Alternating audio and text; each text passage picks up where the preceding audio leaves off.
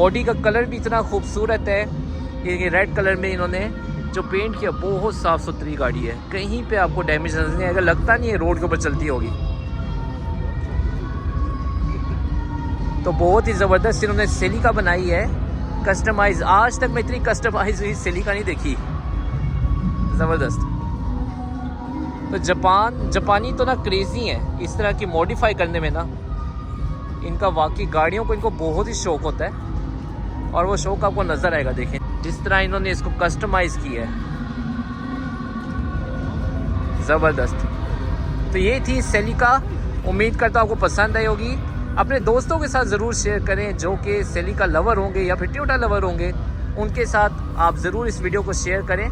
और आगे मैं आपको और भी शेयर करता हूँ जो इस शो में मॉडिफाई गाड़ियाँ हैं, एक एक गाड़ी देखने वाली बहुत ही ज़बरदस्त है।